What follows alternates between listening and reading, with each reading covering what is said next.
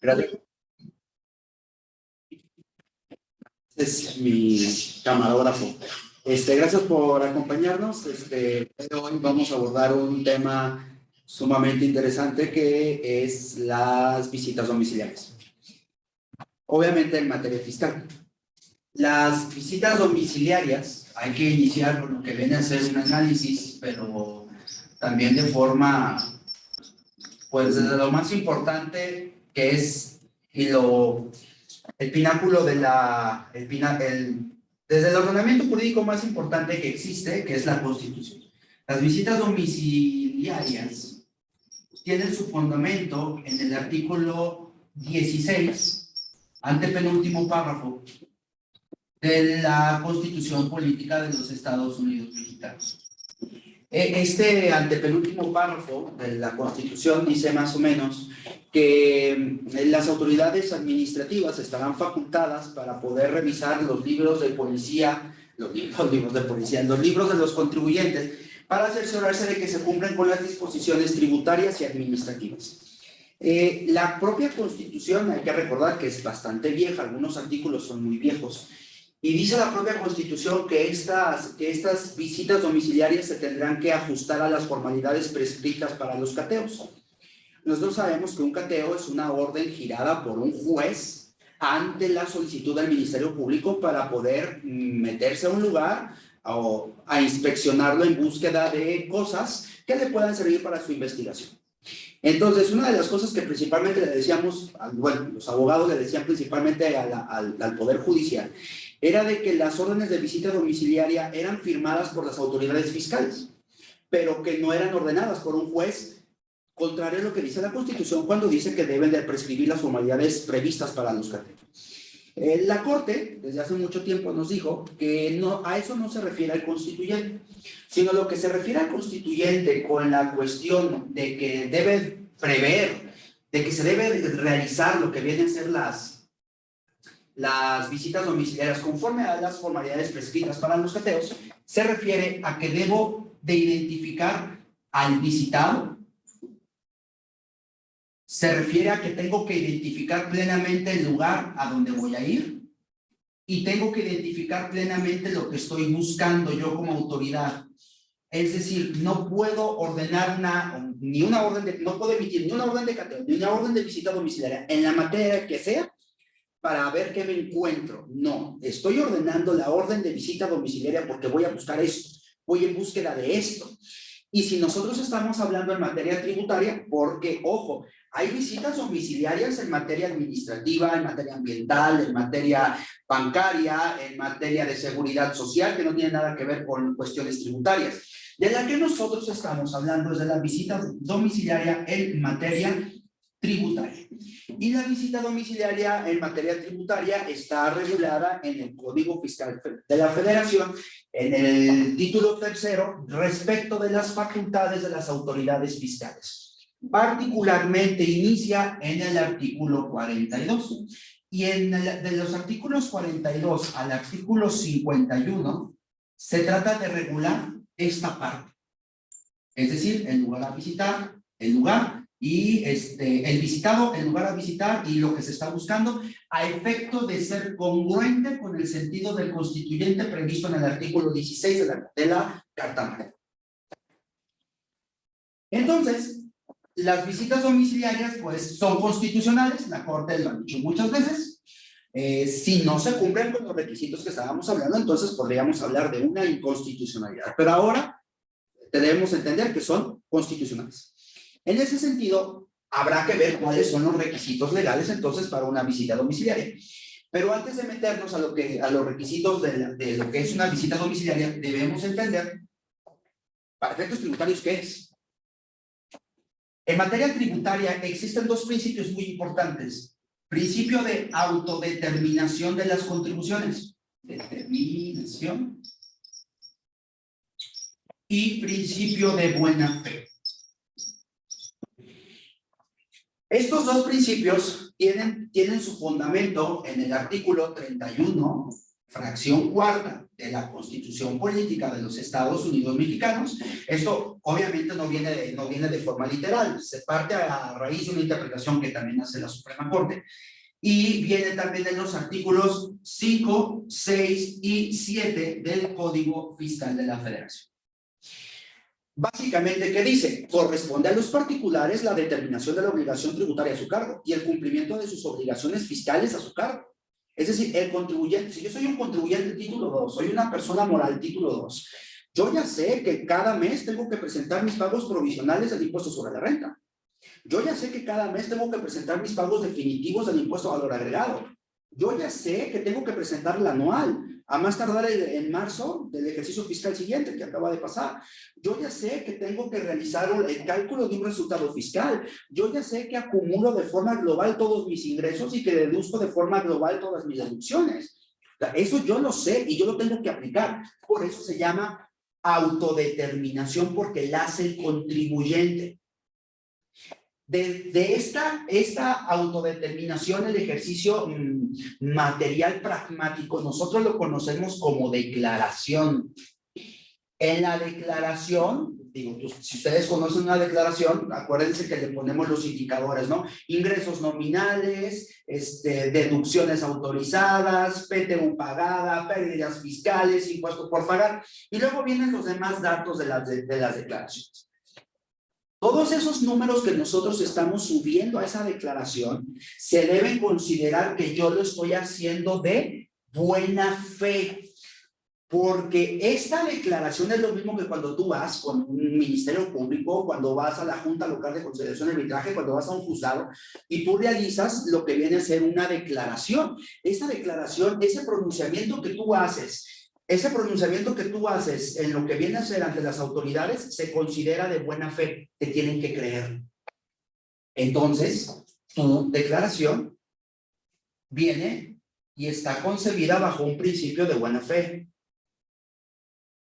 Entonces, esta buena fe, la autoridad la tiene que destruir. Es decir, no puede decir la autoridad, ¿sabes qué? Para mí está mal hecha tu declaración y por lo tanto me debes $1,000,000. No es así. Tiene que destruir esta presunción de buena fe. Y esta presunción de buena fe solo la puede destruir con una cosa que se llama facultades de comprobación.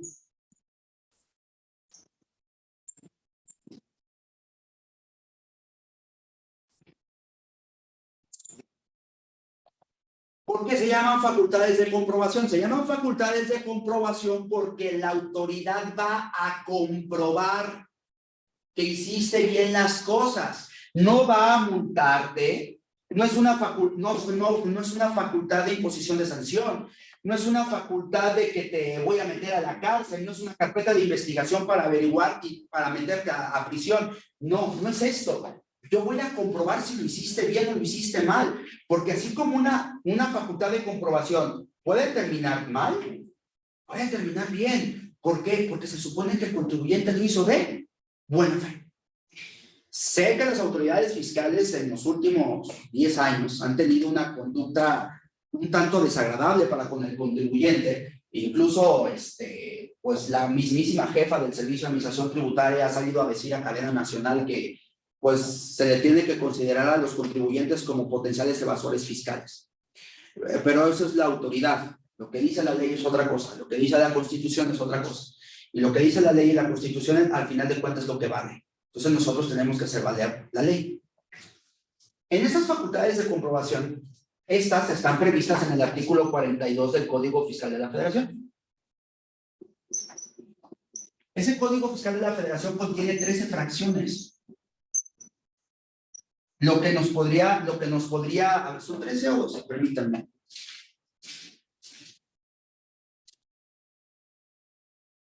Son 13. Lo que nos podría, no sé, lo que nos podría hacer darle concluir que solo existen 13 facultades de comprobación, lo cual es parcialmente cierto, pero nosotros debemos segmentizar y debemos conceptualizar los diferentes tipos de facultades de comprobación. ¿Cuántos tipos de facultades de comprobación tenemos? Solamente tenemos 3, no tenemos más. solamente tenemos 3. Todo lo que la autoridad fiscal hace en la fracción, perdón, mi error, todo lo que hace la autoridad, lo que la autoridad quiere hacer con base en estas 13 fracciones, solamente lo puede hacer mediante 3 métodos. ¿Cuáles son esos 3 métodos? Método número 1, requerimiento de información y documentación.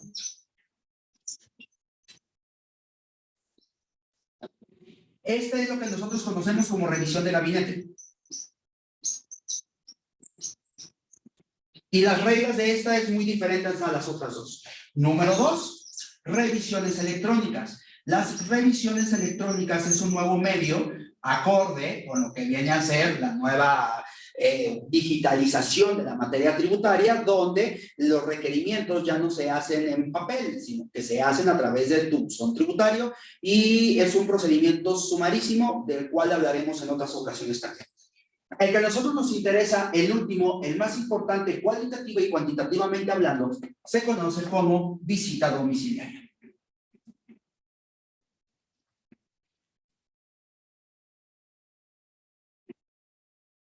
Esta visita domiciliaria, como su nombre lo indica, es porque la autoridad va a ir a visitarte a tu domicilio. La revisión no se efectúa podríamos decirlo, no se substancia, no se desahoga en el domicilio de las autoridades, como podría ser un requerimiento de información o revisión de gabinete, o bien una revisión electrónica, sino que esto se llama visita domiciliaria porque la autoridad realiza una visita en el domicilio del contribuyente al que vaya a visitar.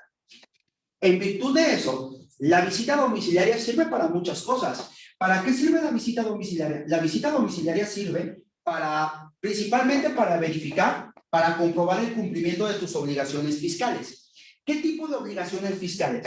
Las de pago, las de determinación del impuesto, que lo hayas hecho correctamente, que te hubieras hecho deducible solo lo que realmente era deducible, ver que todos tus ingresos acumulables realmente son tus ingresos acumulables, que no se te hayan ido algunas partidas, que no te estés inventando deducciones, que no te estés inventando pérdidas, etcétera, etcétera. ¿Qué otra cosa te pueden revisar? Te pueden revisar también que expidas comprobantes fiscales digitales por internet. Es decir, todos sabemos que un establecimiento abierto al público en general debe expedir comprobantes fiscales digitales por internet por las operaciones que realice. Hay una resolución miscelánea fiscal que te dice que abajo de 2,000 pesos, este comprobante fiscal digital no debe ser necesariamente una factura, puede ser un ticket, lo que hacen los Oxxos, por ejemplo. Y hay otra resolución miscelánea fiscal que te dice que cuando compres algo que no exceda de 100 pesos, no hay necesidad de expedir un comprobante fiscal. Pero la autoridad, no obstante que sabe eso, la autoridad le encanta fabricar este tipo de visitas domiciliarias. ¿Por qué? Porque las multas por no expedir comprobante fiscal digital por internet son de 15,000 pesos. Y entonces, pues el fisco, igual que los agentes de vialidad u otras autoridades, pues también tienen metas que tienen que cumplir en cuanto a recaudación. ¿Qué otra cosa te pueden revisar en una visita domiciliaria? Te puedo revisar tus operaciones como terceros. Son las que nosotros conocemos como compulsas, lo cual nosotros conocemos en el ámbito profesional y práctico. Se le llama compulsa porque en una compulsa siempre va a haber un contribuyente revisado de forma directa. Supongamos Carlos Martínez Reyes es revisado de manera directa para comprobar el debido cumplimiento de sus obligaciones fiscales en materia del impuesto sobre la renta por el ejercicio fiscal del 2021. Entonces, Carlos Martínez Reyes, cuando es visitado, le dice a la autoridad fiscal: oye, fíjate que yo tengo operaciones con mi despacho que se llama tributario. Él me paga dividendos y me da mi comprobante fiscal digital por internet. Pues resulta ser que la autoridad dice: ¿sabes qué, Carlos? Confío en ti, pero mejor lo voy a corroborar. Voy a compulsar que esta información que tú me dices es correcta. Voy a compulsar con tus terceros relacionados. Los terceros relacionados con los contribuyentes, ¿quiénes son? Básicamente 2, clientes y proveedores. Entonces, debemos entender que cuando tenemos una visita domiciliaria, le pueden practicar a nuestros clientes y a nuestros proveedores una compulsa para verificar que las operaciones que hicimos con ellos son correctas.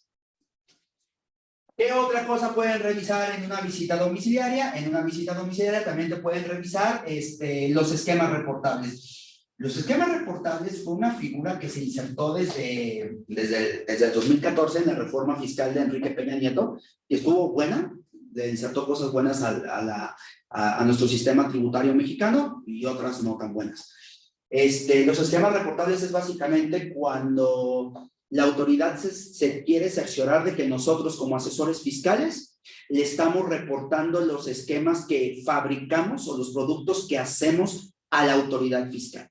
Entonces, si nosotros no le reportamos estos esquemas reportables a la autoridad fiscal, las sanciones pueden ir desde una amonestación, una multa o incluso la clausura del establecimiento. También se usan las visitas domiciliares para eso. Y la última que nos acaban de, digo, entre muchas otras, digo, estas son las más sobresalientes, las que más llaman la atención, nos la acaban de insertar en la reforma fiscal del 2022.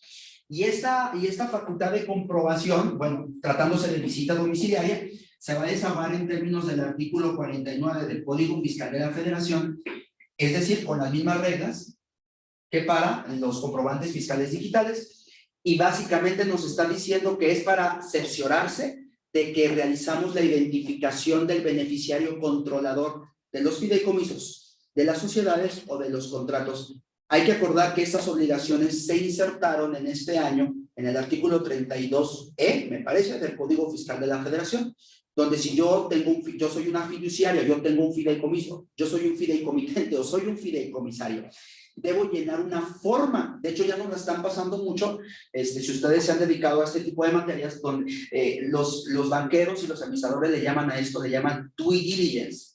No sé por qué le llaman due diligence, para mí es otra cosa. Pero bueno, este due diligence, esta formita es una hoja donde básicamente le tenemos que expresar pues con el que estamos contratando quién es el beneficiario controlador, si la persona, alguno de nuestros socios es una persona públicamente relevante, cuál es el monto de las acciones, qué es lo que vamos a hacer, y esto lo tienen que hacer todos los bancos. En todos los bancos, las notarías, los abogados, los contratantes, todo eso lo tenemos que hacer nosotros también.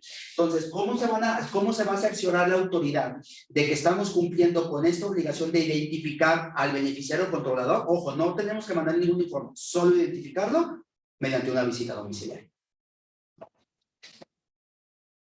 En ese sentido, las visitas domiciliarias, para poder, terminando este punto, para poder entender cuáles son los plazos, las características de cómo se desahoga una visita domiciliaria, yo recomiendo que debemos dividirla en 3, porque son las que se diferencian dentro del Código Fiscal de la Federación. La visita domiciliaria que nosotros platicábamos ahorita, voy a cambiar porque no se ve. La que nosotros platicábamos ahorita, que es una visita domiciliaria de carácter directa, es la que le llega al contribuyente con la intención de comprobar que está cumpliendo debidamente con sus obligaciones fiscales. No me interesa ver a un tercero, no me interesa ver a nadie más, me interesa verte a ti. Número 2, una visita domiciliaria sin citatorio. En las visitas domiciliarias directas, citatorio. En las visitas domiciliarias directas, por ejemplo, para que se puedan meter a tu domicilio, te tengan que notificar la orden, primero te tienen que dejar citatorio. En las otras no te dejan citatorio.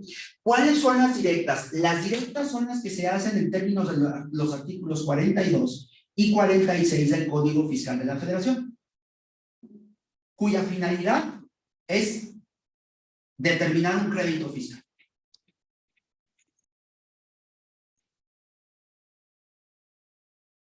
Mientras que las de sin citatorio son las visitas domiciliarias previstas en el artículo 49 del Código Fiscal de la Federación. Las reglas son diferentes y vamos a tratar de verlas, porque sí son muy diferentes lo que vienen a ser las reglas. Esas visitas domiciliarias sin citatorios se dan mucho para comprobar la expedición de comprobantes fiscales digitales por Internet. Y esto obedece a una razón muy lógica y muy simple. Imagínate que tú eres una tienda de ropa. En esa tienda de ropa, pues tú vendes ropa. Obvio, ¿no? Cuando alguien te compra un saco, te compra una camisa, te compra una corbata, tú debes expedir un comprobante fiscal por las operaciones económicas que tú realices. Entonces, si llego yo como autoridad fiscal, yo como visitador, y yo te dejo un citatorio diciéndote que el día de mañana voy a comparecer a tu domicilio a tal hora para verificar si efectivamente expides comprobantes fiscales digitales por internet, es decir, facturas, pues lo lógico es que vas a estar preparado para el día siguiente. El chiste de estas visitas domiciliarias sin citatorio es agarrarte con las manos en la masa, porque el fisco se ha dado cuenta y ha detectado que la mayoría de los establecimientos abiertos al público no expiden comprobantes fiscales digitales por internet. Entonces, a sabiendas de esto, la autoridad dice, no, pues aquí tengo una caja chica donde me puedo agarrar en infraganti a muchísimas personas y todas estas personas que me las agarren infraganti las tengo que multar. Y esas multas, acuérdense que son aprovechamientos y estos aprovechamientos forman parte de los ingresos del Estado. Entonces, por eso mismo lo hacen. No solamente son las de comprobante fiscal digitales por internet, ¿cuáles otras son también las de sin citatorio? La verificación de los mambretes de bebidas alcohólicas. Si tú te dedicas a vender bebidas alcohólicas, el Sacrosanto Fisco Federal, en el momento que él quiera, puede practicarte una visita del 49 del Código Fiscal de la Federación para cerciorarse de que la bebida que tú estás vendiendo, bebida alcohólica, tiene el mambrete, el holograma que le pegan a las botellas y que además no está adulterada. Y lo puede hacer en cualquier momento. Y no te van a dejar citatorio. Lo pueden hacer en puestos semifijos. ¿Cuáles son los puestos semifijos? Los puestos que ponemos en la calle, los puestos de artesanía, los puestos de tacos, los puestos de lo que tú quieras que son semifijos y que los puedes mover y quitar. Incluso esos necesitan licencia municipal y registro federal de contribuyentes. ¿Qué otro? También te la pueden aplicar para una visita de verificación de domicilio. Acuérdense que la ley y la autoridad fiscal es contradictoria, y hay que decirlo con todas las palabras porque es contradictoria. En una era digital, donde el domicilio pasa a un segundo término, donde con mi firma electrónica avanzada, yo puedo hacer absolutamente todo sin necesidad de estar en mi domicilio, la autoridad sigue cuidando que tú estés en tu domicilio. ¿Pero por qué hace eso? Otra vez volvemos a lo mismo, porque si te encuentro como no localizado, ¿qué voy a hacer? Primero te voy a multar. Segundo, te voy a suspender sellos digitales. Si traes muy mala suerte, te voy a trepar a la lista del 69B. Y si me caes gordo, te voy a levantar querella por defraudación fiscal equiparada en términos del 110 del Código Fiscal de la Federación. Entonces, la verificación de domicilio, el tenerte como no localizado, parece que es el deporte favorito de la autoridad fiscal.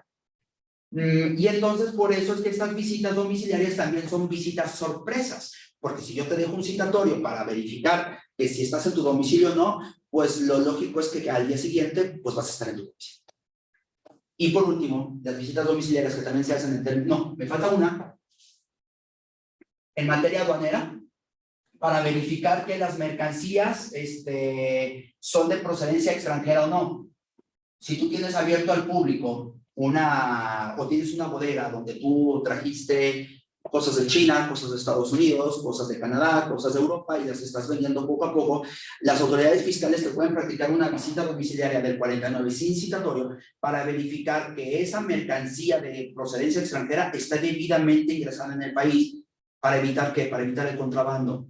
Porque hay mucho contrabando, precisamente también por la alta tasa de corrupción de las autoridades aduaneras, donde pasan camiones y camiones llenos de mercancía y luego los encontramos vendiéndose en todo el país. Una de las cosas para tratar de evitar esto es la famosa carta aporte. La famosa carta aporte, que es algo que lo tienen que entender, lo tienen que consultar con un experto en materia de comercio exterior, que aunque muchos dicen que pueden litigar, si litigas tributario, litigas comercio exterior, yo no estoy de acuerdo. Creo que comercio exterior tiene sus propias particularidades y tiene sus propias singularidades. Y la carta aporte se hizo para evitar el contrabando. Entonces, si la autoridad fiscal te encuentra que tú tienes mercancía de procedencia extranjera y no amparas la legal estancia de ella en el país, hay multas, hay confiscación de los bienes, simplemente. Y si tienes muy mala suerte, delito de contrabando en términos del 97 de la ley del Código Fiscal de la Federación. Pero bueno, esperemos no suceda eso. Y la última, la que nos puede caer a todos para identificar al beneficiario controlador. Por eso es muy importante esto del beneficiario controlador. Las multas son gigantescas. Las multas empiezan en 400,000 pesos por no llenar un maldito papel. Tengan mucho cuidado en esa parte. Realicen lo que es una forma de una página. Identificar al beneficiario controlador. Punto, ya lo tienes. A lo mejor nada más poner en una servilleta. Yo le pregunto ahorita al cliente, usted cliente, ¿quién es el beneficiario controlador? ¿Es usted? Sí. Con eso cumpliste. La ley del impuesto sobre la renta, el Código Fiscal de la Federación no nos está diciendo a mucho detalle cuáles son los requisitos que debe reunir esta hojita. Entonces la podemos hacer como Dios nos dé. Y por último, las especies de visita domiciliaria en cuanto a su procedimiento están las que deseamos nosotros, las famosas compulsas. Una compulsa bajo ninguna circunstancia se va a desarrollar igual que una visita domiciliaria directa, los plazos son más cortos y mucho menos de una visita citatoria. Aquí sí te tengo que dejar citatorio. Una compulsa no puede derivar en una determinación de crédito fiscal. Esto sí, estas o sí. Las dos primeras sí, la compulsa no, porque la compulsa que solo voy a verificar, voy a comprobar que la operación que hiciste con el visitado de forma directa fue real y en los términos que me dijo el visitado. No voy a comprobar si cumpliste con tus obligaciones fiscales, no voy a sancionarte, no puede suceder absolutamente nada. Lo único por lo que te podrían sancionar es si la autoridad en una compulsa te requiere una documentación de información y tú no la proporcionas. Ahí sí te pueden sancionar. Ok, previendo eso, vamos abordando las diferentes especies de visitas domiciliarias en cuanto a su consecución y conclusión. Vamos con la número 1, que es la directa. Vamos a continuar con la de citatorio. Digo, esto no dice en la ley, es una clasificación que yo hice. Y número 3, la compulsa. Las visitas domiciliarias directas. Bueno, hay algo que es común a cualquier visita domiciliaria, Y es que cualquier visita domiciliaria debe reunir con los requisitos del artículo 43 del Código Fiscal de la Federación. El artículo 43 del Código Fiscal de la Federación nos establece los requisitos que debe de contener una orden de visita. Y era lo que nosotros decíamos al principio de la plática para ser congruentes con el artículo 16 constitucional. Es decir, además de los requisitos previstos en el artículo 38 del Código Fiscal de la Federación, ¿cuáles son los requisitos del artículo 38? Que conste por escrito, que señale el destinatario, que señale la autoridad que lo emite, estar firmado por autoridad competente, estar fundado y motivado, día y lugar de emisión. En cuanto a la firma, hay que recordar que desde hace unos 4 o 5 años, los documentos con firmas autógrafas de las autoridades fiscales están, yo creo que desaparecidos. Bueno, yo tengo mucho que no veo uno con firma autógrafa. ¿Por qué? Porque hay que recordar que en materia tributaria la firma electrónica sustituyó a la firma autógrafa y tiene los mismos efectos que la firma autógrafa. Y ya lo ha dicho la Corte también muchas veces que eso sí se puede hacer. ¿Qué otras cosas le tengo que poner adicional a lo que viene del artículo 38? Le tengo que poner el domicilio del lugar a visitar. Le tengo que poner el nombre del visitado. Y tengo que poner el objeto de la visita. Que en las órdenes de cateos es que voy a buscar. Una visita domiciliaria jamás puede ser de forma ilimitada o general. Es decir, que la autoridad fiscal con una simple orden se meta a tu domicilio y realice y cheque hasta la vacunación del perro. No se puede. La orden de visita me tiene que decir el objeto de la visita. ¿A dónde vas? ¿Qué buscas? ¿Por qué año lo buscas? Entonces, en el objeto de la visita se ha interpretado por doctrinistas y por órganos jurisdiccionales. El objeto de la visita radica en lo siguiente. Como me tienes que decir qué buscas, y la facultad de comprobación es comprobar el debido cumplimiento de mis obligaciones fiscales, me tienes que decir qué contribución vienes a realizar. ¿Vienes a revisar ISR? ¿Vienes a revisar IVA? ¿Vienes a revisar IEPS? ¿Cuál vienes a revisar? Y aparte, me tienes que decir, si vienes a revisar impuestos sobre la renta propio, el de terceros, el retenido, ¿cuál vienes a revisarme? Y me tienes que también, y por ejemplo, en IVA, ¿cuál IVA vienes a revisarme? ¿El pagado? ¿El por pagar? ¿El acreditable? ¿Cuál me vienes a revisar? Y me tienes que decir también por qué periodo. Hay que recordar que en términos del artículo 12 del Código Fiscal de la Federación, las contribuciones se causan por ejercicios fiscales. Los ejercicios fiscales pueden ser por años, pueden ser por meses, pueden ser por bimestres. ¿Cuál ejercicio vienes a revisar? ¿Vienes a revisar mi impuesto sobre la renta propio? ¿Por qué ejercicio? Todos no. Todos no. Dime por cuál. ¿Quieres venir por 5 años? Adelante. 2016, 2017, 2018, 2019 y 2020. Nomás te advierto que el tiempo no te va a alcanzar. Y ahorita vamos a ver a qué tiempo nos referimos. En mi experiencia, a mí nunca me ha tocado ver una visita de más de 2 ejercicios. Las más comunes son solamente por un ejercicio. Vamos suponiendo que nos están revisando 2020. Entonces, aquí la autoridad ya cumplió con el objeto de la orden de visita. Los requisitos del artículo 38 más, estoy identificando el lugar de la visita. Voy a visitar el domicilio fiscal ubicado en calle Quebec 1095. Código postal, no me acuerdo de mi código postal, pero me acuerdo de la colonia, Colonia Providencia, en Guadalajara, Jalisco. No puedo ir a otra parte. La visita domiciliaria es aquí. La visita domiciliaria la va a realizar aquí, aunque Carlos Martínez tenga otro domicilio en otra parte, tenga su domicilio particular, porque ese es el domicilio fiscal. Las visitas domiciliarias de forma general se realizan en el domicilio fiscal y de forma excepcional en el que venga la orden. El nombre del visitado, ¿a qué voy a revisar? ¿Voy a revisar a Carlos Martínez Reyes o voy a revisar a Tributarium? ¿Voy a revisar a los dos? No, no puedes hacer eso. ¿A quién vienes a revisar? Solamente por revisar uno. Dime a quién. ¿A Carlos Martínez Reyes o a Tributario? Y ya cumplí con el objeto. Vengo a revisarte a Carlos Martínez Reyes en el lugar de la visita, será calle Quebec 1095, Colonia Providencia, y voy a revisarte el impuesto sobre la renta propio por el ejercicio fiscal del 2020. Y es todo lo que te van a revisar.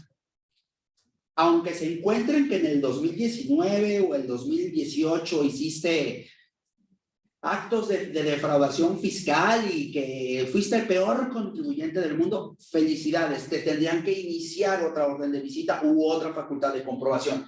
En esta no lo pueden hacer porque el objeto está delimitado, está centrado. Entonces, todas las órdenes de visita deben de contener estos requisitos. En materia de revisiones sin citatorio, por ejemplo, estos requisitos de acá son iguales. Tengo que señalar el domicilio.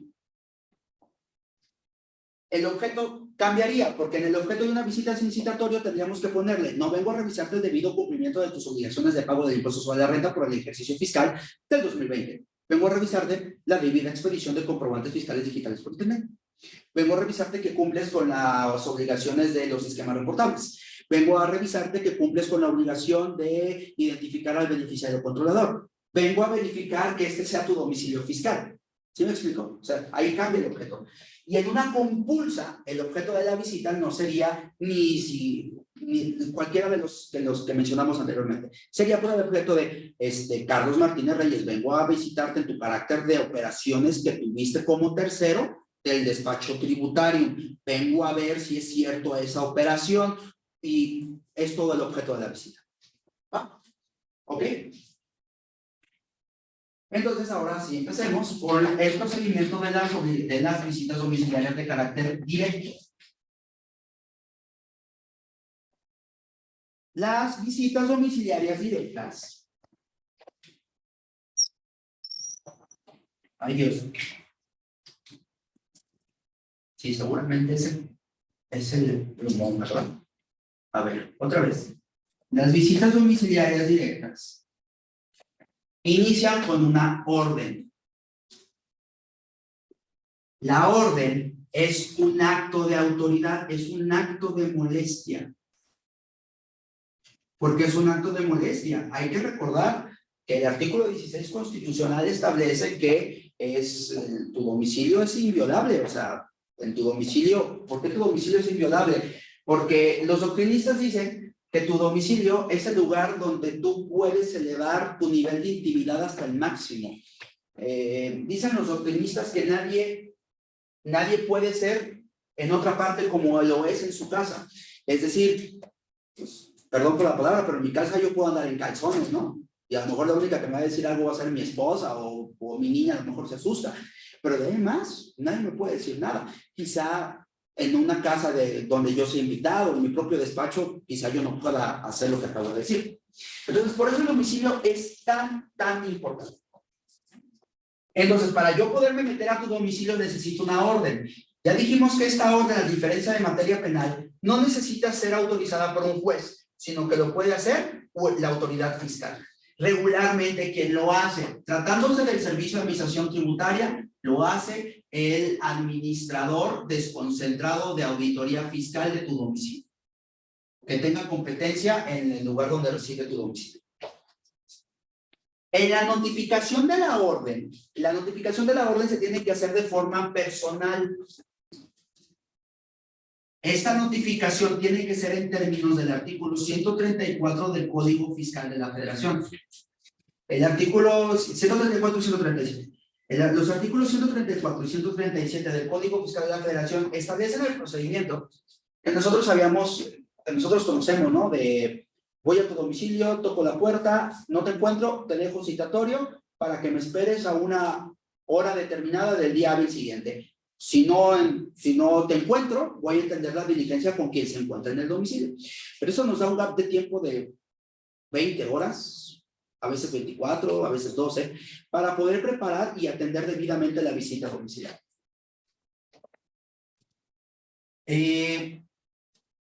Supongamos que nos quieren notificar la orden el día, ¿qué somos hoy? 12. El día 12 de mayo. Nos quieren notificar la orden y nosotros no estamos en nuestro domicilio. La autoridad me tiene que dejar un citatorio para que yo le espere a una hora determinada del día siguiente. Entonces, ella regresa el 13 de mayo. A la hora que se dejó en el citatorio, vamos a poner que el citatorio nos citó a las 10 de la mañana. Y no obstante que me dejó ese citatorio, yo, Carlos Martínez Reyes, no le esperé. Entonces la autoridad, dice, ¿sabes qué? Pues como no me esperaste, yo voy a iniciar la diligencia con que yo encuentre en el domicilio, y yo en el domicilio encuentro a Angélica Miranda Ruiz, y por lo tanto yo entiendo la diligencia con Angélica Miranda Ruiz, porque tú, Carlos, tú no me esperaste. Y empieza la diligencia. Esto parecería como de, pues ya empezó, ¿y qué? No, es importante entender lo siguiente. Cuando inicia la visita domiciliaria, en términos del artículo 46 del Código, nosotros le tenemos que mostrar de inmediato, ojo, de inmediato, en ese momento, los libros que integran nuestra contabilidad. No, pero es que eso es bien sencillo, porque la contabilidad la integran pues únicamente los papeles contables. No, para entender qué es la contabilidad hay que irnos al artículo 28 del Código Fiscal de la Federación, donde nos dice qué es la contabilidad, y me parece que son 5 o 6 fracciones, y esas 5 o 6 fracciones tienen como 12 renglones cada una. Incluye que estados de cuenta bancarios, ojo con lo que estoy diciendo, estado de cuentas bancarios, además de lo contable que ya sabemos qué es. Pero también te incluye que, a ver, vamos poniendo estados contables, ¿sale? ¿Qué más incluye? Estados de cuenta bancarios. Se consideran parte de tu contabilidad. Libros sociales, acuérdense, si somos una sociedad mercantil, necesitamos tener libro de actas, libro de accionistas, libro de variaciones de capital. Si no los tenemos, la autoridad va a decir, ¿y tus libros dónde están? No, pues no tengo. Ah, primer tache. ¿Y qué puede pasar si no tengo esos libros? En el 2019 se reforma, todos los años se reforma la legislación fiscal. En el 2019 ocurrió una reforma bastante curiosa, porque si ustedes recuerdan fue cuando se homologó la defraudación fiscal a delincuencia organizada, que ya después la Corte lo tumbó y dijo que pues, eso no era válido. Pero también se insertó una nueva infracción en Código Fiscal de la Federación. Hay muy pocas infracciones que pueden dar lugar a la cancelación, a la clausura del establecimiento. Que vendas gasolina sin el comprobante, que vendas huachicol. Otra cosa, que vendas alcoholes sin los debidos membretes, perdón. Y que no tengas libros sociales. Suena bien irónico, pero le acaban de insertar. Insertaron hace, me parece que en 2019. Entonces hay que tener cuidado y hay que hacer libros sociales. No es, digo, es laborioso, bueno, sí, es algo de trabajo. Pero si esto creíamos nosotros que era medio difícil, necesitamos la documentación comprobatoria de nuestras obligaciones, de nuestros actos jurídicos.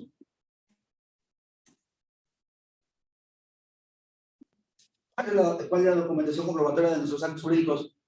Todo. Tus contratos, tus pólizas, tus recibos de pago, tus adendums, la materialidad de las operaciones.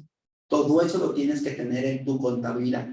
Entonces, si nosotros ya vamos a atender una visita domiciliaria directa, por eso les digo que este gap de tiempo de aquí a aquí es sumamente importante. Porque te da la oportunidad de saber qué es lo que quiere la autoridad, porque en el citatorio te tienen que decir que te van a notificar, ¿eh? No puedes decir, te dejo citatorio para que me esperes y a ver qué se me ocurre cuando yo vaya a la cita que te dejé. No, te digo que me esperes porque te voy a notificar una orden de visita domiciliaria donde te voy a revisar esto. Entonces ya nos da un gap de tiempo, digo, vamos a andar corriendo si no tenemos, obvio, esto te lo estoy platicando, si no tienes tu documentación en orden. Si tienes tu documentación en orden, no tienes por nada de qué preocuparte. Si no tiene su documentación en orden, ¿qué es esto? Entonces sí tenemos que preocuparnos y tenemos que meterla al domicilio fiscal. Pero es que le pido chance a los visitadores y me la pueden dar. Puede ser. Hay ocasiones en las que no se tiene la documentación completa, hablas con los visitadores y los visitadores, hay gente amable trabajando en el SAT, o sea, la generalidad no es que todos sean malos, no lo es. No creo, pero sí hay un 20% de funcionarios del SAT que, híjole, no deberían estar ahí. La mayoría son buenos funcionarios y puedes hablar con ellos, oye, es que la tengo en otro despacho, es que se me olvidó, es que mil cosas, ¿no? Así como cuando le mientes a tu mamá porque llegaste tarde. Bueno, estoy hablando para los jóvenes, la costumbre, perdón. Y en algunas ocasiones los visitadores te dan la oportunidad de que, ok, no te preocupes, te voy a dar la oportunidad, no seas malo, llévamela mañana o llévamela pasado a las oficinas de la autoridad. Obviamente esto no lo puedes hacer porque no está en la ley, pero digo, es una facilidad tampoco, porque también la autoridad no busca perjudicarte, busca comprobar que lo hiciste bien, no busca perjudicarte. Pero ¿qué pasa si te multan? No, es que nomás lo multo y voy con un abogado e impugno la multa. No queda ahí. Si yo traigo una infracción a las disposiciones fiscales, acuérdense que en términos del 17H bis, también del Código Fiscal de la Federación, una de las causales de suspensión de certificado de sello digital es tener una multa. Si a ti te multan, el fisco te puede suspender el uso de tu certificado de sello digital. Y ese es un gran problema. Aunque te vayas a impugnarla, a lo mejor pidiendo la suspensión, quizá podrías levantar el aseguramiento de tu certificado de sellos digitales. Pero ¿cuándo te gusta que te tardes en esto? ¿Una semana? ¿15 días? ¿Un mes? ¿Un año sin facturar? Yo creo que es la muerte de la empresa o del contribuyente. Y te juro que esto lo sabe la autoridad. Y te juro que la autoridad actúa teniendo en cuenta esto. No lo hace bajo una ingenuidad, ¿eh? Y esa es la primera consecuencia. La segunda, ¿cuál es? Vamos a ver nosotros Suponte que te ponen la multa, ¿no? Y tú dices, no, yo voy con mi abogado e interpongo juicio contencioso administrativo ante el Tribunal Federal de Justicia Administrativa. Estás en tu derecho, muy bien. Pero vamos a ver nosotros, en términos del artículo 46A del Código Fiscal de la Federación, las visitas domiciliarias solamente pueden durar 12 meses. Si la autoridad se pasa un día que se pase, 12 meses, un día, la orden queda sin efectos, al igual que todo lo actuado.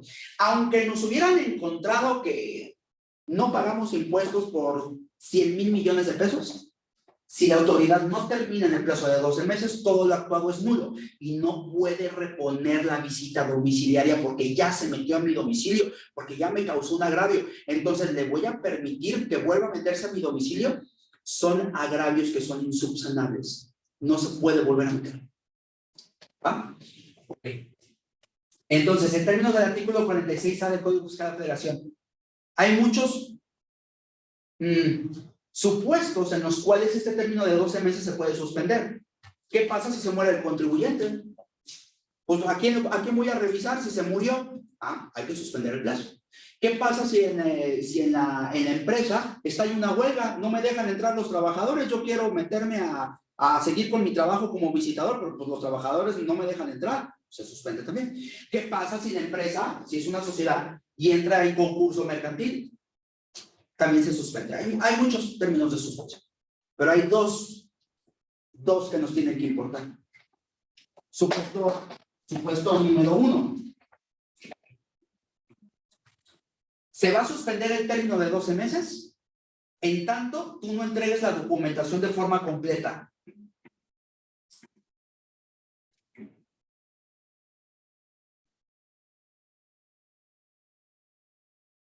Oye, fíjate que en términos del artículo 28 del Código Fiscal de la Federación y del 2846 del Código Fiscal de la Federación, tú me tenías que entregar, en el momento en que yo inicie la visita domiciliaria, me tenías que entregar toda esta documentación y no me la entregaste.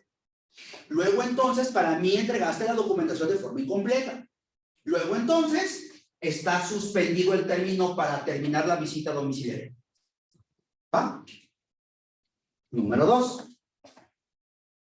Si el contribuyente impugna la visita domiciliaria o un acto conexo o derivado de la visita domiciliaria, una multa por no presentar la documentación o tener la documentación dentro de visita domiciliaria, es un acto derivado de la visita domiciliaria. Consecuentemente, va a estar suspendido. Eso es lo más grave. El supuesto número 1, por no entregar la documentación de forma completa, no puede exceder de un año. Es el plazo máximo, no puede exceder de un año. Si impugnas una multa que derivó de la visita domiciliaria, el plazo se suspende hasta que se resuelva tu medio de defensa.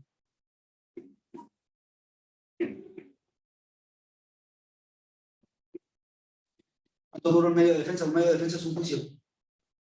¿Cuánto? Nosotros sabemos que en este país los juicios duran 2 años, 3 años. Durante todo ese tiempo va a estar suspendido el término de 12 meses.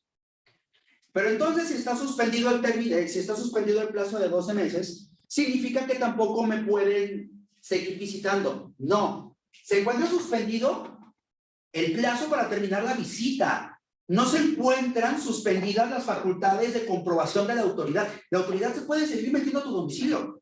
Y si tú le das 3 años porque metiste un medio de defensa, pues la autoridad se puede meter 3 años a tu domicilio. Lo que dijo la Corte fue lo siguiente. Dijo la Corte, esto ya lo validó la Corte, pero también la Corte dijo, sí, autoridad, se suspende, pero, tú no puedes terminar la visita hasta que no se resuelva el medio ordinario de defensa, porque todos tenemos que ver si el medio ordinario de defensa prospera o no prospera. Imagínate que te fuiste en amparo indirecto contra la orden de visita.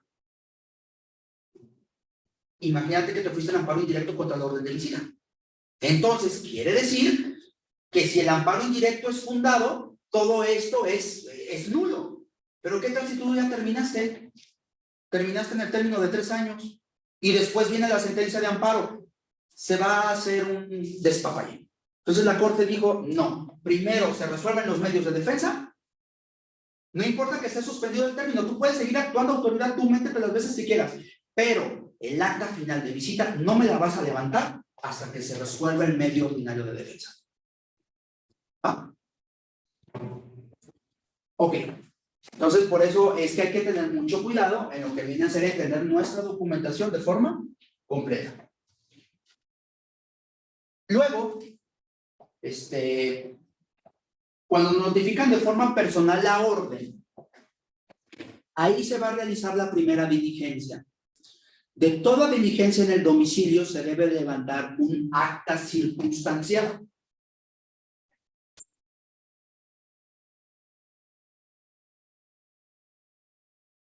¿Qué es un acta circunstanciada? Un acta circunstanciada es una descripción de las circunstancias de modo, tiempo y lugar que realiza una autoridad en el ejercicio de sus funciones a efecto de darle validez y certeza a lo que estamos haciendo. Es como cuando nosotros vamos a una diligencia del Ministerio Público, es como cuando vamos a una asamblea estando presentes los socios, los accionistas de la sociedad, Patito SASB, reunidos en el domicilio social de la sociedad. Eso es una acta circunstanciada. Dices cuándo fue, dónde fue, qué hubo, qué viste, qué hiciste. Estas actas circunstanciadas, dependiendo de dónde yo esté actuando, si estoy actuando al principio, en intermedio o al final, se van a llamar acta parcial de inicio,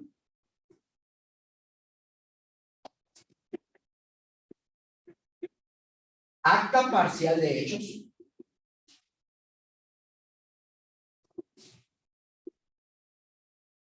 última acta parcial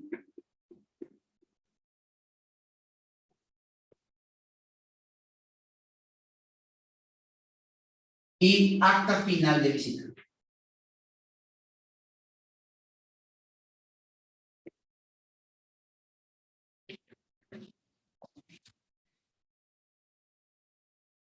¿Por qué lo pusimos de esta forma? Porque todas las actas parciales, todas las actas circunstanciadas de hechos, perdón, tienen los mismos requisitos.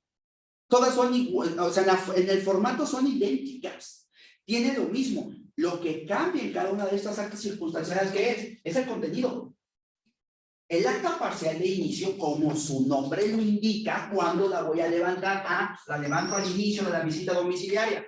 El citatorio no es el inicio de la visita domiciliaria. La entrega de la orden es el inicio de la visita domiciliaria.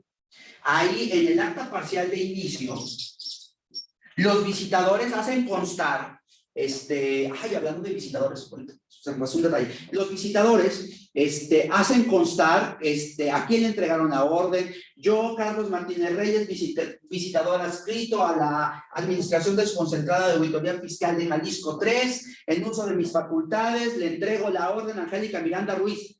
Y así empieza. Le entregué la orden, se identificó con esto, le apercibí que me nombrará 2 testigos, XXX. Hablando de los visitadores, ¿se acuerdan cuando estábamos viendo los requisitos del 40 y 43 del Código Fiscal de la Federación? Se me pasó uno. El otro requisito que debe tener esa orden de visita es el nombre e identificación de los visitadores.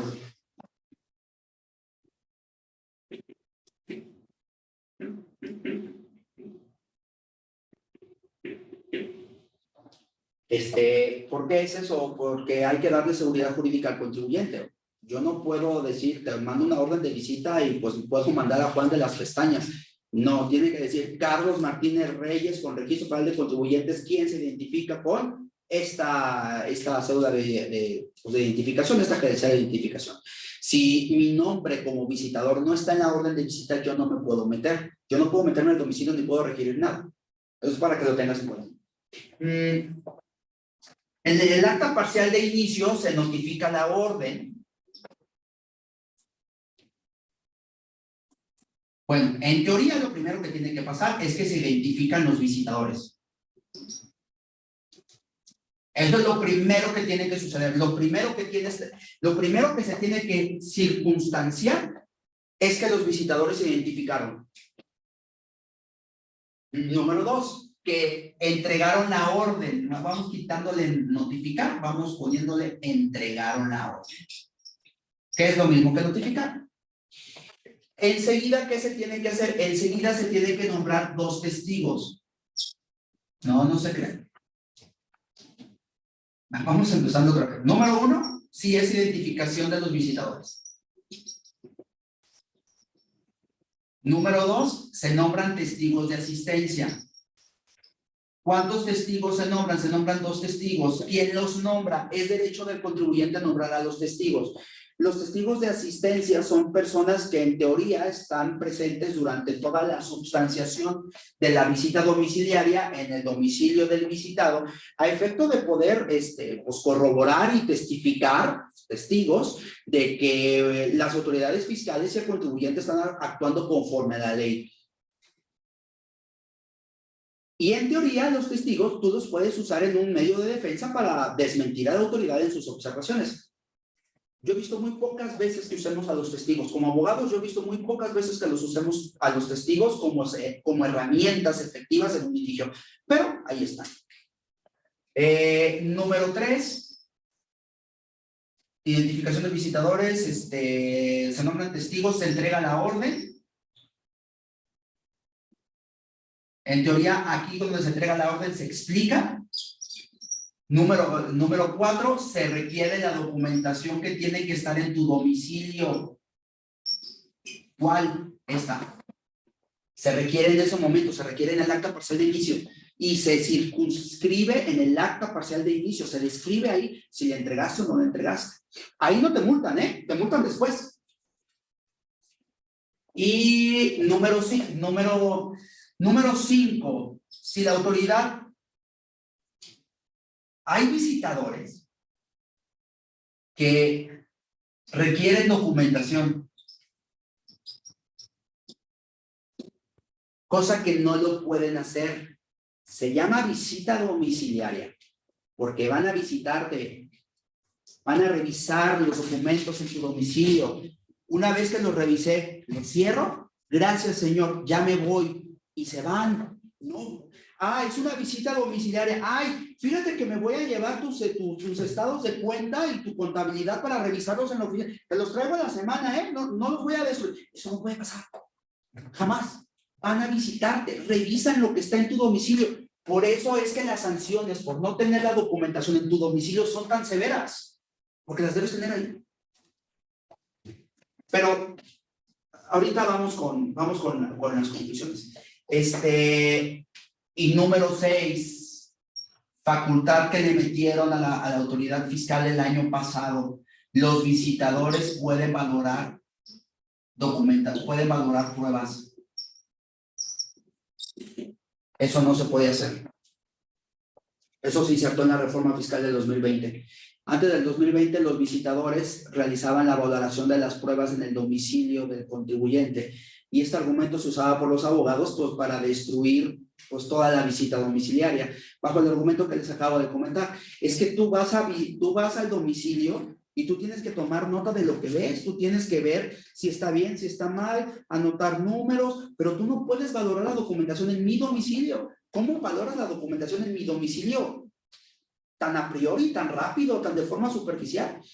Los tribunales entendieron este argumento y los tribunales empezaron a decretar las nulidades de las resoluciones de las visitas domiciliarias. ¿Por qué? Porque las autoridades fiscales empezaron a valorar pruebas cuando no podían hacer. Modifican códigos a la federación, le dan esas facultades, pero el problema es que, me parece que en una fracción sexta del 46, el problema es que le pusieron demasiados requisitos para la valoración de las pruebas a los visitadores. De hecho, son tantos requisitos que la verdad prefiero leerlos.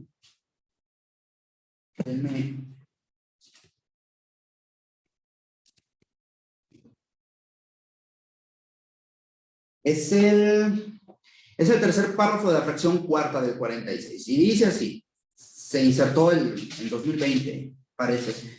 Los visitadores tendrán la facultad para realizar la valoración de los documentos e informes obtenidos de terceros en el desarrollo de la visita, que estamos platicando. así como de los libros o registros que presente el contribuyente de los plazos establecidos en el párrafo anterior para desvirtuar los hechos o omisiones mencionados en la última acta parcial. La valoración comprenderá, ojo con los requisitos que le está poniendo para la valoración de las pruebas, la idoneidad y alcance de los documentos, libros, registros o informes de referencia, como resultado del análisis, la revisión, la comparación, la evaluación o la apreciación realizadas en el individual o en su conjunto con el objeto de desvirtuar o no los citados hechos u omisiones. En la opinión de este abogado, creo que es una carga demasiado pesada para un visitador, teniendo en cuenta que los visitadores no son abogados. Creo que esto para un abogado, incluso para un juez, que su trabajo es la valoración de las pruebas y los argumentos, hacerlo dentro de la diligencia de una visita domiciliaria, o sea, en un ratito, en un día, en unas horas, para un juez sería imposible. Ahora imagínense para un visitador que ni siquiera tiene formación jurídica. Les platico esto porque el fisco se dio cuenta también de eso. El fisco yo creo que tiene 1 año y medio que no manda órdenes de visita. ¿Por qué no manda órdenes de visita? Porque se topó con esto. En mi opinión, se dio un balazo en el pie, no supo lo que hizo, quiso arreglar algo que le estaba causando un dolor de cabeza, pero al final se complicó la existencia del solo. Yo creo que lo van a tener que cambiar, o van a tener que capacitar al personal del Servicio de Administración Tributaria, pero creo que aunque lo capaciten va a ser imposible que puedan soportar este tipo de, este requisito. Pero en fin. Número 2. Ya terminamos el acta parcial de inicio. Ahí se termina. Se desahoga en un día o puede ser en 2. Seguidos. Tiene que ser seguidos. Después del acta parcial de inicio, vienen unas cosas que se llaman actas parciales de hechos. El acta parcial de hechos 1, el acta parcial de hechos 2, el acta parcial de hechos 3, el acta parcial de hechos 4, el acta parcial de hechos 5. ¿Cuántas actas parciales de hechos puede haber? Las que sean. Las que la autoridad alcanza a levantar en el término de ¿cuántos meses? De 12 meses. No tiene un día más. Si la autoridad quiere levantar dos actas parciales de hechos, levanta 2. Si la autoridad no quiere levantar ni una, no la levanta. Esa decisión y elección de la autoridad es una facultad discrecional. Pero estos 12 meses no son tan completos, por así decirlo, porque luego seguimos con la... ¿Qué sucede en un acta parcial, en un acta parcial de hechos? En un acta parcial de hechos sucede de que la autoridad va a buscar más información que le faltó recopilar. Oye, en el acta parcial de inicio solo alcancé a revisar tus estados contables y tus estados bancarios. Los tienes todo en orden, pero no los puedo alcanzar a revisarlos todos, y no me los puedo llevar. ¿Sabes qué? Luego vengo. En el acta parcial de hechos 2, vengo y reviso libros sociales. Perfecto, ya, es un día, no puedo hacerlo todo. ¿Sabes qué? Voy a venir, la siguiente, acta parcial de hechos 4. Vengo a revisarte tu documentación comprobatoria. O también puede ser que la autoridad te requiera información.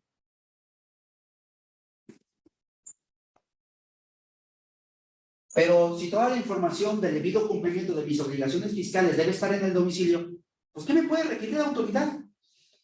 Y es aquí donde hay una mala práctica por parte del fisco. Y esa mala práctica es de que el fisco te pide papeles de trabajo.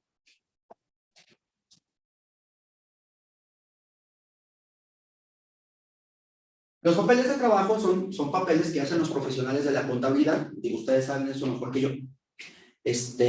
Donde ellos usan Excel. Yo estoy peleado con Excel, yo no le entiendo al Excel, yo me muero con Excel.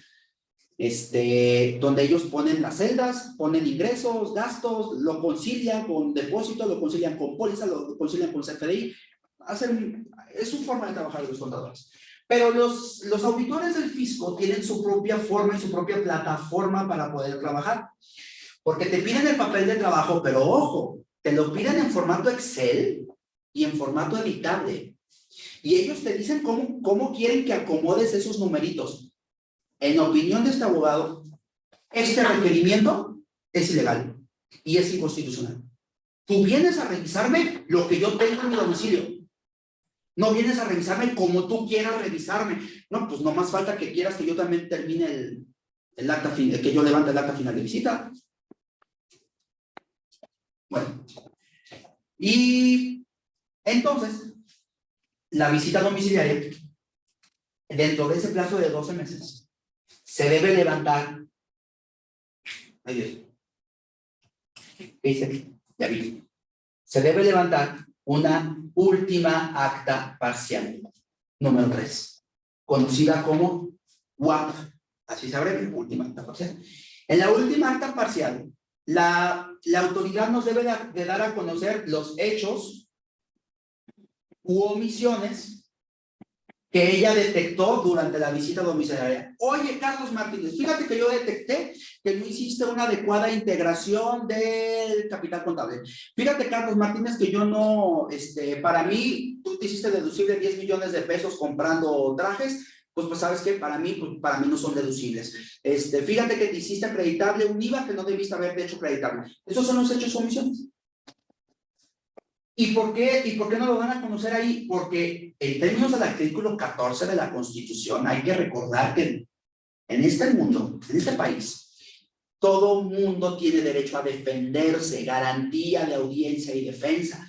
Esta última acta parcial es para que yo ejerza mi derecho de audiencia y defensa. ¿Cuántos días tengo para ejercer mi derecho de audiencia y defensa? Por lo menos 20 días hábiles antes de que termine la visita. ¿Con qué termina la visita? Con el acta final de visita.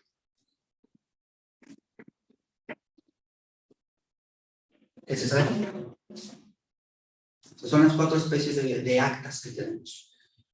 En estos 20 días, tú tienes la oportunidad de poder ofrecer todas las pruebas y alegatos que tú quieras. Oye, autoridad, fíjate que estás equivocada porque yo no compré 10 millones de pesos de traje. Es más, ni siquiera tengo 10 millones de pesos. No sé de dónde lo viste. Mira, en mis partidas contables no está esa cantidad. Oye, autoridad, fíjate que el IVA acreditable que tú me estás rechazando, para mí sí es IVA acreditable porque porque es un IVA derivado de los servicios de decoración, por los servicios de la luz, por los servicios incluso por la compra de gasolina. Luego, entonces, para mí eso sí es acreditable. ¿Va? Estos son este tipo de hechos y omisiones. ¿Es obligatorio para el contribuyente hacerlo? No lo es, aunque la ley diga que si tú no desvirtúas eso se entienden por consentidas, y eso es para efectos administrativos, no para efectos jurisdiccionales. Antes de la última acta parcial, dentro de los 10, con un término mínimo de 10 días, la autoridad te tiene que mandar mínimo 10 días antes del levantamiento de la última acta parcial. Por eso les comentaba yo que los 12 meses que tiene la autoridad para terminar la visita domiciliaria, pues son bien subjetivos, porque aquí mínimo ya traemos 30 y son días hábiles, que en días naturales se convierten en 45. Y si no respeta estos términos la ley, su acto se cae a pedazos, es nulo, hay nulidad. Bueno, en estos la autoridad se metió una facultad que la verdad a mí se me hace espantosa.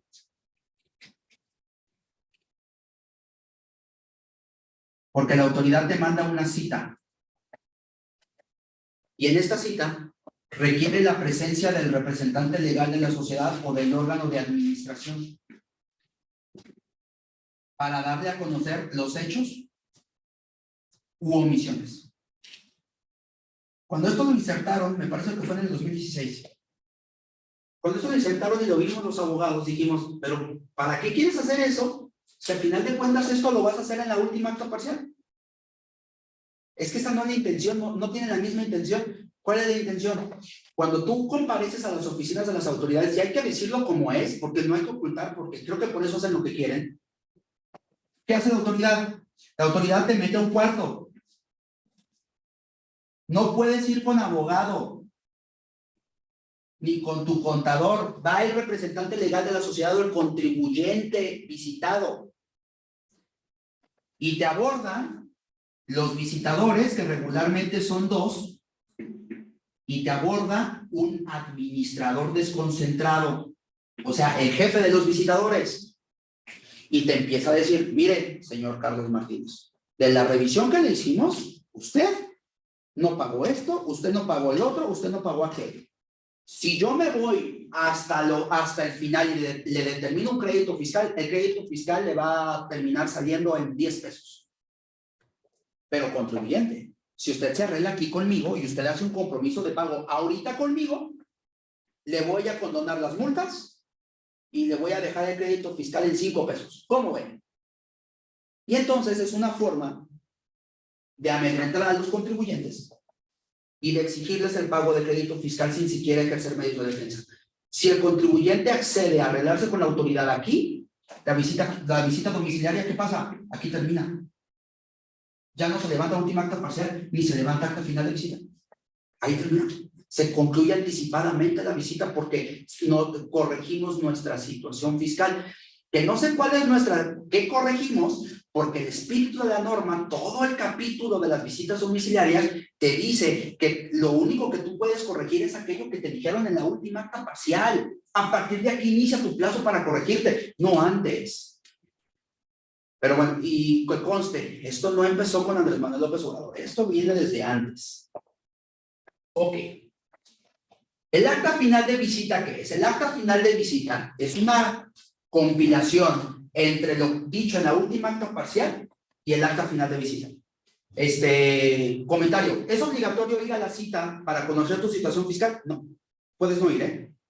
¿Yo qué te recomiendo? Yo te recomiendo que le des un poder a tu abogado o a tu contador y que mandes a tu abogado o a tu contador. No vayas tú, contribuyente.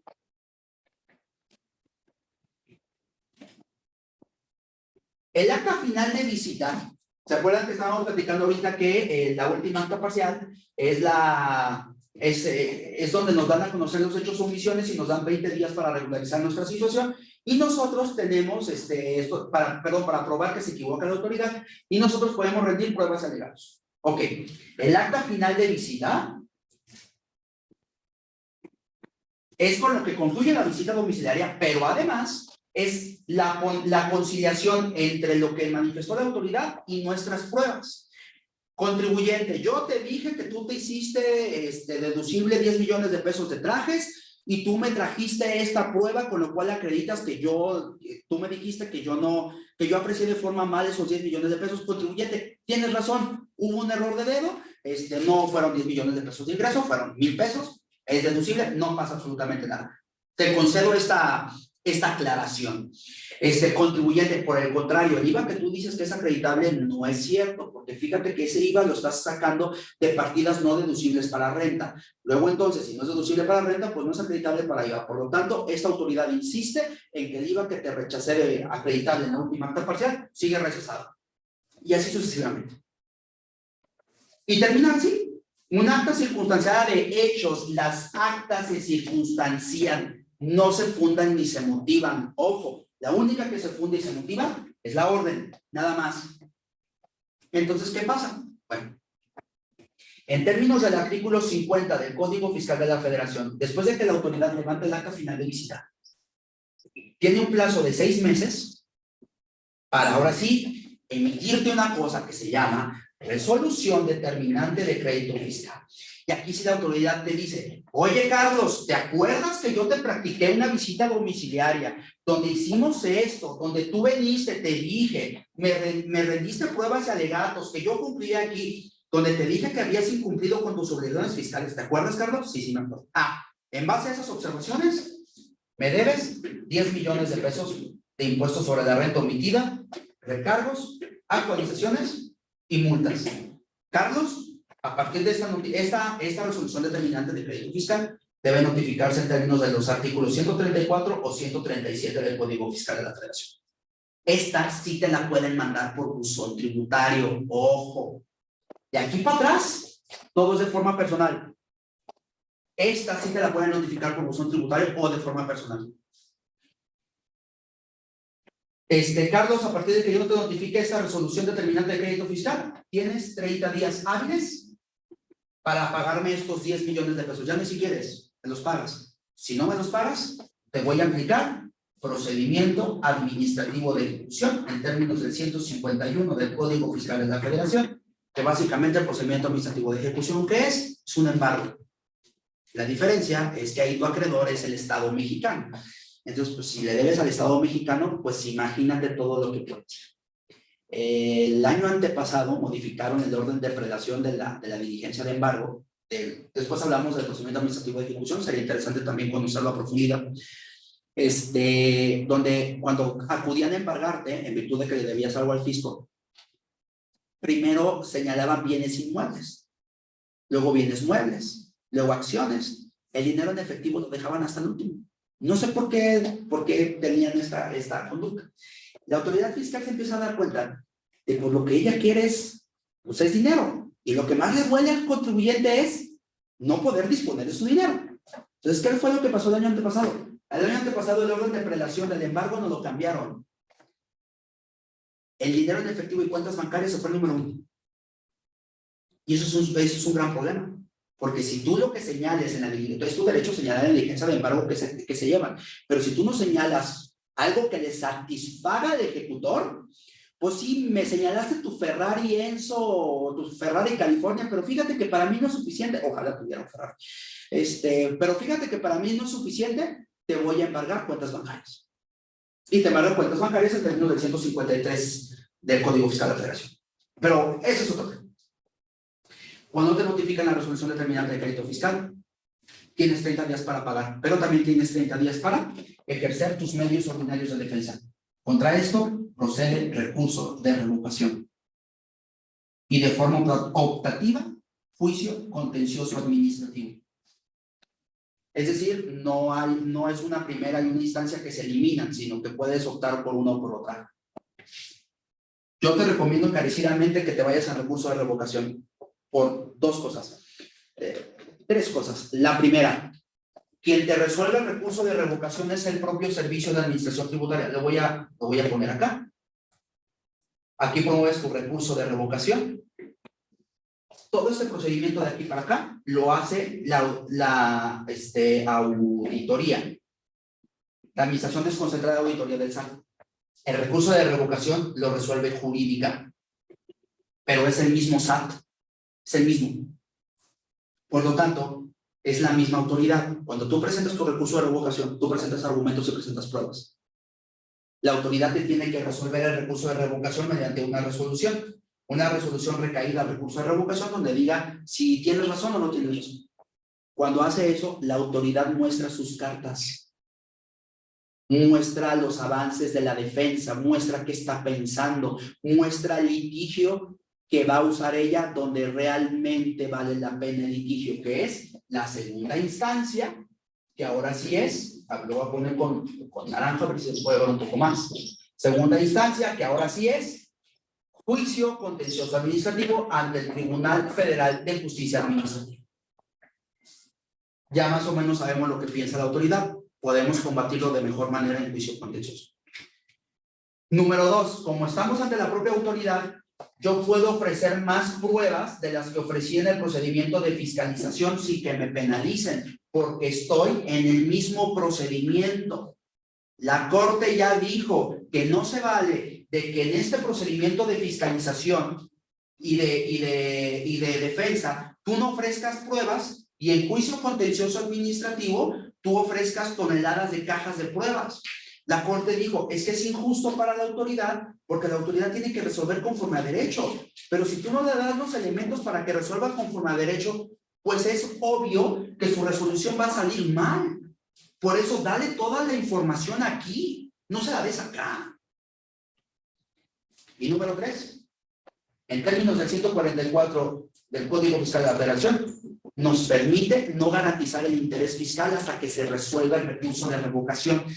En palabras mundanas, ¿qué significa eso? ¿Te acuerdas de que te dije del PAE que si no pagas en 30 días te voy a venir a embargar? Si promueves recurso de revocación, suspendes. ¿Hasta cuándo? Hasta que se resuelva. Hasta que se resuelva el recurso de revocación. Cuando se resuelva el recurso de revocación, ¿cuántos días tienes como de salvedad para que no te apliquen el procedimiento administrativo de ejecución? Son 10 días. A partir de ahí ya tendríamos que garantizar el interés fiscal y ver otras estrategias de suspensión de la resolución impugnada. Por virtud del tiempo, creo que aquí nos quedamos. No va a ser posible ver las otras 2 especies de visitas domiciliarias, pero no obstante eso, pues las vemos después en otras pláticas, ¿no? Porque también son muy peculiares y hay que saber cómo atenderlas. También te platiqué que, ¿por qué estamos platicando todos estos requisitos? Si la autoridad hace algo contrario a lo que nosotros estamos viendo, no le digas en ese momento, déjala. No le hagas ver su error, porque la autoridad puede enmendar su error, te puede reponer las actuaciones. Deja que la autoridad venga hasta acá. A partir del acta final de visita no puede reponer. Ya no puede reponer. Entonces todos los errores que cometió acá atrás a nosotros nos sirven cuando en medios de defensa. Y si la autoridad falló en algo, el asunto se puede ganar. Entonces no le hagas ver a la autoridad. Si la autoridad no señaló bien el objeto, déjala. Si la autoridad se pasó de 12 meses, déjala. Si la autoridad no se identificó debidamente a los visitadores, déjalo. Esos son argumentos que podemos usar como abogados en medios de defensa. Y pues, muchas gracias.